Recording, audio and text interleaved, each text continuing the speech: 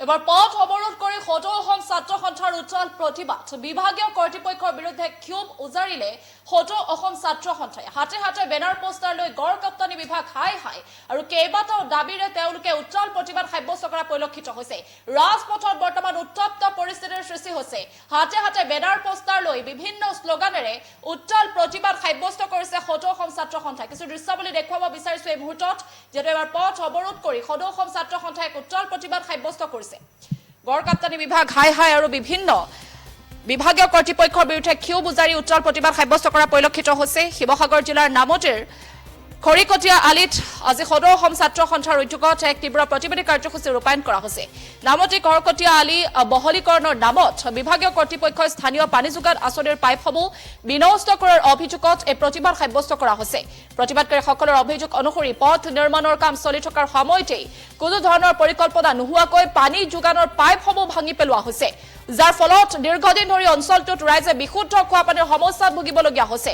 যাৰ ফলত তেওঁলোকে বিভাগীয় কৰ্তৃপক্ষৰ বিৰুদ্ধে ক্ষোভ উজাৰিছে বিভিন্ন শ্লোগানেৰে হাতে হাতে বেনাৰ পোষ্টাৰ লৈ গড় কাপ্তানি বিভাগ হাই হাই সদৌ অসম ছাত্ৰ সন্থা জিন্দাবাদ এনেদৰে তেওঁলোকে বিভিন্ন শ্লোগানেৰে উজ্জ্বল প্ৰতিবাদ সাব্যস্ত কৰিছে সদৌ অসম ছাত্ৰ সন্থাই নামতি আঞ্চলিক ছাত্ৰ সন্থাই স্থানীয় ৰাইজৰ সহযোগত খৰকটীয়া আলি অৱৰোধ কৰাৰ ফলত বহু সময় ধৰি যাতায়াত সম্পূৰ্ণৰূপে ব্যাহত হৈ পৰিছে আৰু এই দীঘলীয়া সমস্যাটো অতি শীঘ্ৰে সমাধান কৰিবলৈ আছুৱে বিভাগীয় কৰ্তৃপক্ষক দাবী উত্থাপন কৰিছে প্ৰতিবাদৰ খবৰ পোৱাৰ পাছতে এই ঘটনাস্থলীত নাজিৰা জিলাৰ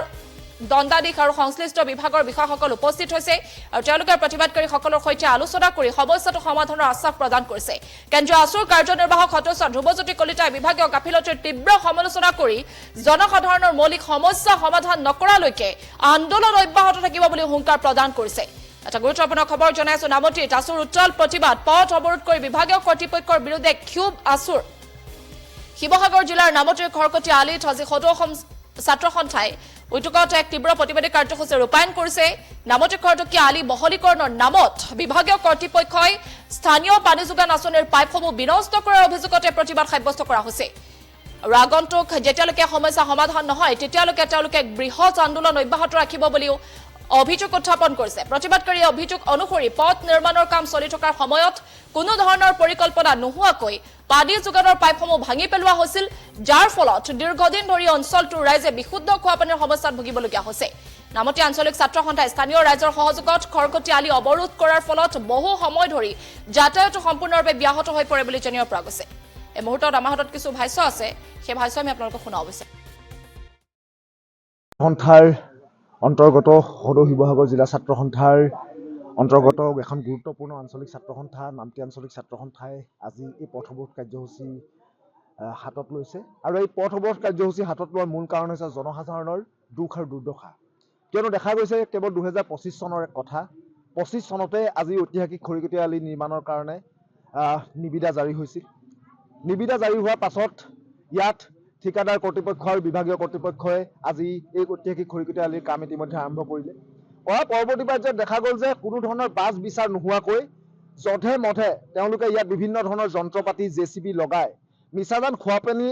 আঁচনি সম্পূৰ্ণৰূপে বিধ্বস্ত কৰি পেলালে আৰু বিধ্বস্ত কৰিলে কৰাৰ পৰৱৰ্তী পৰ্যায়ত কিন্তু কেতিয়াও PWD ডিপাৰ্টমেণ্ট অৰ্থাৎ আজি PWD ডিপাৰ্টমেণ্ট আৰু জনস্বাস্থ্য কাৰিকৰী বিভাগে কোনো ধৰণৰ নৈতিক দায়িত্বও স্বীকাৰ নকৰিলে মিছাজানৰ লগতে নামতি আঞ্চলিক ছাত্ৰ সন্থাৰ আৰু গাঁওবাসী ৰাইজে বাৰে বাৰে বিভাগীয় কৰ্তৃপক্ষক আহ্বান জনাইছে যে আপোনালোকে মিছাজান পানী যোগান আঁচনি অত বছৰে নিষ্ক্ৰিয় হৈ আছে অচলাৱস্থাত আছে আপোনালোকে অতি শীঘ্ৰে ঠিক কৰক ৰাইজৰ অসুবিধা হৈছে খোৱা পানীৰ বাবে অত্যন্ত বেছি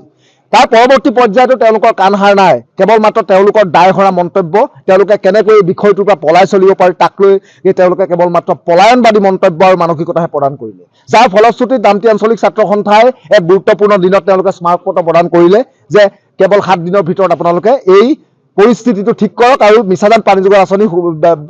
সক্ৰিয় কৰি তোলক কিন্তু তাৰ পাছতো কিন্তু বিভাগীয় কৰ্তৃপক্ষ যেনেকৈ PWD ডিপাৰ্টমেণ্ট আৰু জনস্বাস্থ্য কাৰিকৰী বিভাগে কোনো ধৰণৰ ব্যৱস্থা তেওঁলোকে হাতত নলয় কেৱল হেমাহি ল'লে আৰু বিশেষভাৱে আমি অসম চৰকাৰকো ক'ব বিচাৰিছোঁ কেৱল মাত্ৰ ৰাইজৰ পদূলি ৰাইজৰ চৰকাৰ বুলি শ্লোগান দিলেই নিজৰ দায়িত্ব সামৰিলে নহ'ব বা আপোনালোকে বিভিন্ন আঁচনিৰ দ্বাৰা আমাৰ মহিলাসকলক হওক বা আমাৰ পুৰুষসকলক হওক তেওঁলোকে কেৱল মাত্ৰ দিতে নিজৰ ক্ষান্ত হ'লে নহ'ব আমাৰ দৈনন্দিন কিছুমান প্ৰয়োজনীয়তা থাকে যেনেকৈ পানী স্বাস্থ্য আৰু লগতে বিজুলী আৰু সেই দৈনন্দিন যিখিনি 24 ঘণ্টা প্ৰয়োজনীয় পানী খোৱা পানী যোগান আঁচনি আজি 1 বছৰ দিন ধৰি পেলাই নিষ্ক্ৰিয় হৈ আছে, অচলাৱস্থাত আছে। তাৰ পৰৱৰ্তী পৰ্যায়ত কোনো চৰকাৰী কৰ্তৃপক্ষ, কোনো বিভাগীয় কৰ্তৃপক্ষ, কোনো মন্ত্ৰী এম এল এ বিধায়কে কিন্তু আমি মিছাজান গাঁৱৰ ৰাইজৰ এই দুৰ্দশাক বুজিবলৈ চেষ্টা নকৰিলে। সেয়েহে আজি এই পথৱৰোধ কাৰ্যসূচীৰ দ্বাৰা মন্ত্ৰী, বিধায়ক, এম এল এ, বিজেপি চৰকাৰ, কেন্দ্ৰীয় চৰকাৰ, ৰাজ্য চৰকাৰ আৰু বিভাগীয় কৰ্তৃপক্ষক আমি সকীয়াই দিব বিচাৰিছো যে সদৌ অসম ছাত্ৰ সন্থাক আপোনালোকে ইমান পাতলকৈ নল'ব। যেতিয়ালৈকে আপোনালোকে পানী যোগান আঁচনি যদি অহা 3 দিনৰ ভিতৰত অতি শীঘ্ৰে ঠিক কৰাৰ ব্যৱস্থা নকৰে, ইয়াতকৈ অধিক জংগী কাৰ্যসূচী ল'বলৈ আমি হাতত ল'বলৈ আমি বাধ্য হ'ম। ধন্যবাদ।